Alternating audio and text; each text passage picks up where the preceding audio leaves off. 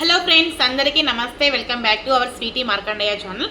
మొదటిసారి మన ఛానల్ చూస్తే కనుక ప్లీజ్ లైక్ అయితే చేయండి. గట్లనే ఇంకా సబ్స్క్రైబ్ చేసుకోకపోతే వెంటనే సబ్స్క్రైబ్ చేసుకోండి. మన ఛానల్లో యూట్యూబ్లో అగ్నిపరీక్ష రివ్యూస్, బిగ్ బాస్ రివ్యూస్ అయితే ఉండబోతాయి అనమాట. సో ఈసారి మీ సపోర్ట్, మీ లవ్ నాకు చాలా చాలా ఇంపార్టెంట్. దయచేసి వీడియోని ఎండింగ్ వరకు చూడండి.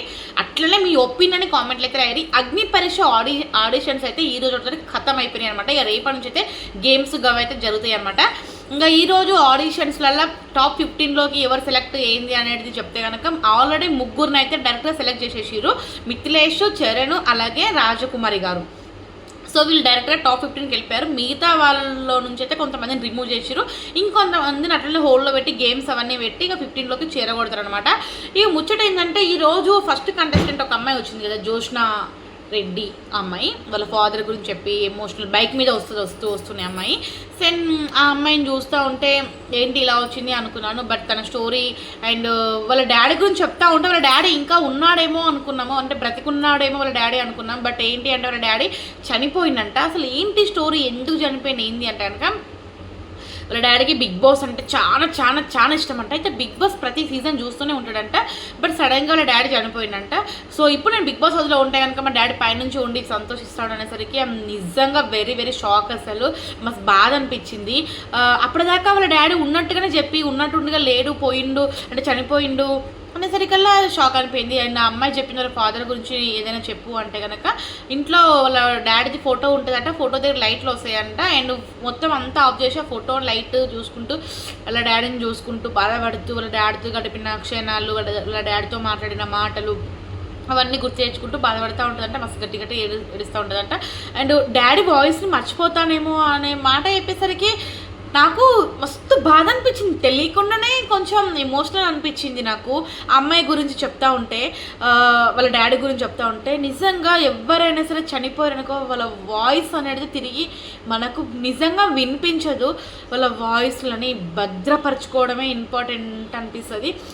నిజంగా అమ్మ నాన్న అనే వాళ్ళు ప్రతి ఒక్క ఆడపిల్ల జీవితంలోనూ మగపిల్లగాడి జీవితంలోనూ చాలా చాలా ఇంపార్టెంట్. తల్లిదండ్రుల విలువ తెలియని వాళ్ళు కొంతమంది ఇష్టం వచ్చినట్టుగా చేస్తూ ఉంటారు అమ్మ నాన్నని. చిన్నగా ఉన్నప్పుడు మనం ఎంతో సతాయిస్తుంటాం మన అమ్మ నాన్నని. మనల్ని వదిలేసిర్రా, సతాయించడం వల్ల లేదు కదా.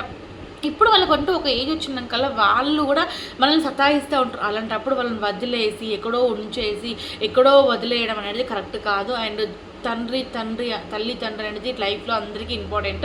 సో వాల్యూ తెలిసిన వాళ్ళు ముందుకు వెళ్తారు, తెలియని వాళ్ళు ఆగిపోతారు అనమాట. సో ఈ అమ్మాయికి అయితే ఇంకా గ్రీన్ అయితే ఇచ్చేసారు అనుకోరి. హోల్డ్లో అయితే మాధవి గారు పెట్టారు, బిందు అభిజిత్ అండ్ నవదీప్ ఇద్దరు అయితే గ్రీన్ ఇచ్చేసారు అనమాట. ఇక దాని తర్వాత ఒక జపానీస్ వ్యక్తి అయితే వచ్చిండు. నాకు ఎందుకు మన అగ్నిపరీక్ష వాళ్ళకి కానీ మన తెలుగు ఇండస్ట్రీల వాళ్ళకి కానీ మనోళ్ళు నచ్చారా, మన తెలుగు వాళ్ళు నచ్చారా, పక్క దేశాలు ఉన్నోళ్ళు పక్క రాష్ట్రాలు ఉన్నోళ్ళు నచ్చుతారా? జపానీస్ వ్యక్తిని ఎందుకు పిలిచినట్టు, ఎందుకు ఉంచుకున్నట్టు చెప్పు. నాకైతే అస్సలు అంటే అస్సలు నచ్చదు. తెలుగే రాని వ్యక్తిని ఎందుకు మీరు తీసుకున్నారు, మళ్ళీ ఎందుకు గ్రీన్ ఇచ్చినా కూడా అర్థం కాలేదు అసలు. నిజంగా తనకు తెలుగు కూడా రాదంటే, తెలుగులో వీడియోలు చేస్తాడంట కానీ తెలుగు రాదంట, తెలుగులో మాట్లాడలేదు సరిగ్గా. బట్ సపోర్ట్ చేసిర్రు. మరి గాయనకి ఇచ్చే ఛాన్స్ ఏదో ఉప్పల్ బలకి ఇచ్చుంటే అయిపోయేది కదా. ఉప్పల్ బలకి ఇచ్చుంటే అయిపోయేది కదా. మరి మీరేమంటారు? ఏ రకంగా ఎంటర్టైన్మెంట్ చేస్తాడు జపానీస్ వ్యక్తి? నాకైతే డిసప్పాయింట్ అనిపించింది. పెద్దగా ఏమి అంత మంచి అనిపించలేదు. ఇదేదో ఉప్పల్ బాలకి ఇచ్చుంటే బాగుండేదేమో అనిపించింది. గ్రీన్ ఇప్పుడు ఇద్దరు రెడ్డి చేసిర్రు, గ్రీన్ ఏమో అభిజిత్ గారు ఇచ్చారనమాట. సో గ్రీన్ ఎందుకు ఇచ్చిండు అభిజిత్ గారు అనిపించింది నాకైతే నిజంగా. ఇక దాని తర్వాత ఒక నిమిషం పేర్లు కొన్ని బుక్లో రాసుకున్నాను, అందుకే మర్చిపోయినాయి అనమాట. అందుకే వీడియో ఆపిన. ఈ ముచ్చట ఏంటంటే అభిజ్ఞ అని ఒక అమ్మాయి అయితే వచ్చిందనమాట. వయసు వచ్చేసి 20 years ఓల్డ్. సో ఆ అమ్మాయి అయితే ఇక నాన్ స్టాప్గా మాట్లాడుతూ ఉంది, ఎక్స్ప్రెషన్ చేసుకుంటూ ఉంటూ.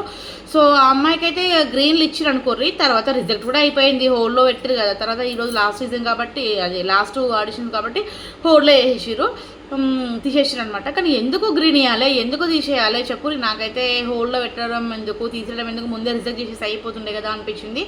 ఇక దాని తర్వాత కొంతమంది టపా టపా టపా అని చెప్పేసి మిరపతీగల్లాగా వచ్చారు అనమాట. మిరపతీగలందరినీ రప రప రప రప రప తీసేసారు, ఏమీ ఉంచుకోలేదనమాట. రిజెక్ట్ నవ్వుపించలేదు, ఏం చేయలేదు, మొత్తానికైతే తీసేసారు. తర్వాత హేమంత్ అని ఒక అబ్బాయి వచ్చిండు. ఆ అబ్బాయికి వాళ్ళ డాడీతోటి ఎక్కువగా మాటలు అనేది లేదంట. సో ఎందుకు మాట్లాడడం లేదు, ఏంటి స్టోరీ, డాడీ దగ్గర ఈయన నెంబర్ లేదంటే, ఈయన దగ్గర డాడీ నెంబర్ లేదు, డాడీ దగ్గర ఈయన నెంబర్ లేదంటే నాకు ఎందుకో కొంచెం స్క్రిప్టెడ్ లాగా అనిపించింది.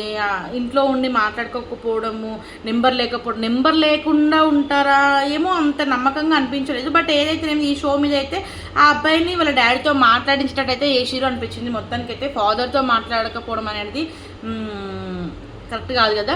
అండ్ నా గురించి చెప్పు డాడీగా షోలో మొత్తం జడ్జెస్ అందరికీ డాడీతో మాట్లాడించారు కదా. ఆ అబ్బాయి అంటాడు, డాడీ నా గురించి చెప్పు అన్నప్పుడు యువర్ బెస్ట్ సన్, మంచోడివి, పెద్ద అబ్బాయివి, అది ఇది అని చెప్పేసి మంచిగా చెప్తారు అనుకోండి. ఇక మొత్తానికైతే ఆయనకి ఒక గ్రీన్ ఇస్తారు, ఒకటే గ్రీన్ వచ్చింది.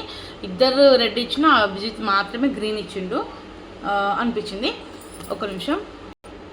హేవంత్ వెళ్ళిపోయిన తర్వాత యాంకర్ ప్రియా, సో ఈవిడ మీకు తెలిసే ఉంటుంది, తను న్యూస్ రీడర్ అనమాట. సో ఆమె ఇక అగ్నిపరీక్షకి అయితే వచ్చింది. తనకి ఫ్రెండ్స్ అనేవారు లేరంట.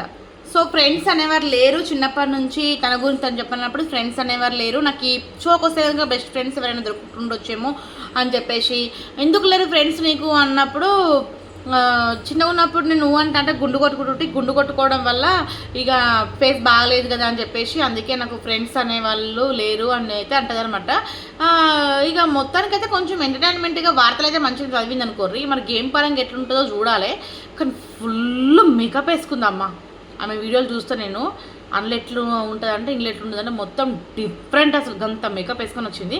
అయితే జడ్జెస్ ఇక ఆమెకు గ్రీన్ ఇవ్వరు, రెడ్ ఇస్తారేమో అనుకున్నా, కానీ మొత్తానికైతే గ్రీన్ ఇచ్చి హోల్డ్లో పెట్టిరు, రిజెక్ట్ అయితే చేయలేదు.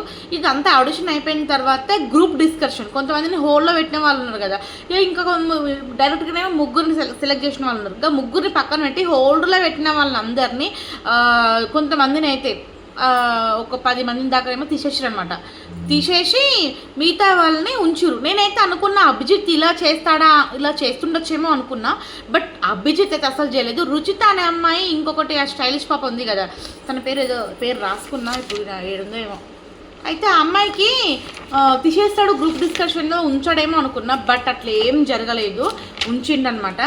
ఆ అమ్మాయిని ఉంచిండు, స్టైలిష్ పాపని ఉంచిండు. డైరెక్ట్గా అభిజిత్ నీ గేమ్ బాగాలేదు, నువ్వు సైలెంట్గా ఆడినావు గేము అది అని చెప్పినా కానీ, ఫిజికల్ టాస్క్ ఆడకుండా గేమ్స్ ఆడినామని చెప్పినా కానీ అభిజిత్ అవన్నీ అప్పుడు కోపం వచ్చిందేమో అభిజిత్కి, అప్పుడు మూతి ముడుచుకున్నాడు. బట్ గ్రూప్ డిస్కషన్కి వచ్చేసరికల్లా ఉంచిండు, ఇద్దరు అమ్మాయిల్ని ఉంచిండు, తీసేయలేదు. ఒకవేళ తీసేస్తే కనుక నిజంగా గ్రూప్ డిస్కషన్లో అభిజిత్ ఖచ్చితంగా ఈగోకి వెళ్ళిండు, ఖచ్చితంగా ఈగో ఇష్టగానే ప్రవర్తించిండు, నిజంగానే అభిజిత్ వాళ్ళు జనాలు చెప్పేది తీసుకోలేకపోతున్నాడు అని మనం మాట్లాడుకోవచ్చు. బట్ వాళ్ళని తీయలేదు గ్రూప్ డిస్కషన్లో. ఇక వాళ్ళనైతే ఉంచేసి మిగతా వాళ్ళందరినీ తీసేసిండు. మరి ఇప్పుడు ఉన్న కంటెస్టెంట్లల్లా ఎవరైతే ఉన్నారో ఇప్పుడు వాళ్ళందరూ ఉంటారని, అంటే ఎవరు బిగ్ బాస్కి వెళ్తారు అనుకుంటున్నారు, బిగ్ బాస్లో ఎవరు మంచిగా ఎంటర్టైన్మెంట్ ఇస్తారు అనుకుంటున్నారు అనేది కంపల్సరీ కామెంట్లు అయితే రాయిరి. నిజంగా ఈ రోజు నాకైతే అభిజిత్ మస్త్ అంటే మస్త్ అనిపించింది అనమాట, గిట్లా వాళ్ళకి సపోర్ట్ చేయడం వలన. మరి మీరేమంటారు అనేది కామెంట్లు అయితే చేయరు. ఇక ఈ రోజు అయితే షో అయితే అయిపోయింది, అదే ఆడిషన్స్ అయితే అయిపోయినాయి, కత్తమోగాయి ఆడిషన్స్.